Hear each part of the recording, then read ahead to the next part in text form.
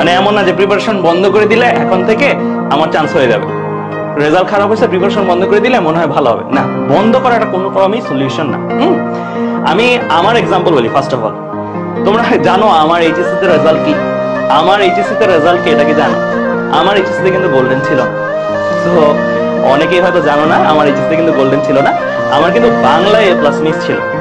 তো বাংলায় যখন এ প্লাস মিস ছিল তখন অ্যাকচুয়ালি সত্য কথা, যখন আমি বাংলায় রেজাল্টটা পাইলাম, বাংলায় এ প্লাসটা মিস, তখন আমার পড়াশোনার জেদ আরো বেশি বেড়ে গেছে।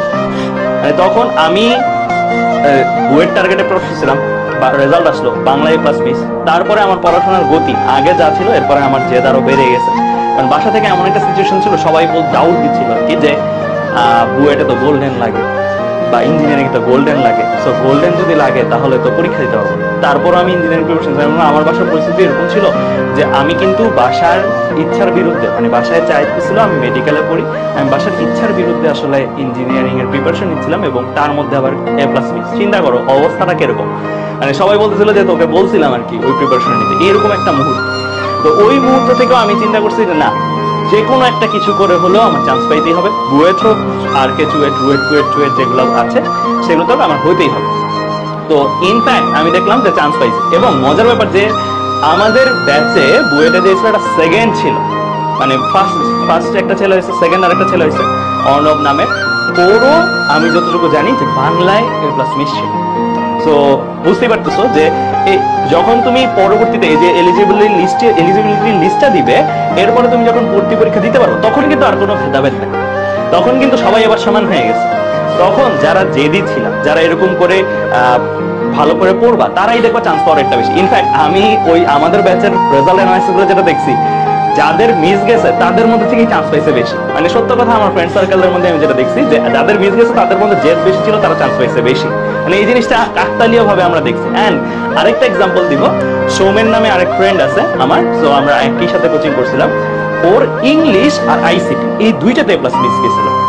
নটর ডেমের ছিল ফ্রেন্ডটা, সো ইংলিশ আর আইসিটি দুইটাতে এ প্লাস মিস গেছিল। গেস হোয়াট, ওর পজিশন কত ছিল? ওর বুয়েটে ওর পজিশন কত ছিল? গেস হোয়াট, ইংলিশ আর আইসিটি দুইটা সাবজেক্টে এ প্লাস মিস ছিল, ওর বুয়েটের পজিশন ছিল 33 বা 32। মানে বুয়েটে মেধা তালিকায় 32 বা 33 হয়েছে। তো ও একদম হালই ছেড়ে দিছিল অলমোস্ট, যখন এইচএসসি এ প্লাস মিস গেছিল। তো কোচিং এর যে ব্রাঞ্চ ম্যানেজার ভাইয়া ছিলেন, উনি ওকে মোটিভেট করছে, কারণ ওর কোয়ালিটি, মানে ওভারঅল তোমার কোয়ালিটিটা কিন্তু কোচিং এর এই যে এখন যে পারফরমেন্স, এখন যে গতিটা আছে, সেই গতিতে কিন্তু বোঝা যাচ্ছে। ধরো তুমি যে রেজাল্ট করছো, তুমি নিজেও কিন্তু একটা আইডিয়া পাচ্ছ, রাইট? সো এই যে এই গতিটা থামাইতে চায় না, সো সাজেশন দিছেন 32 বা 33 এরকম একটা র্যাঙ্ক ও করছিল আমাদের কাছে।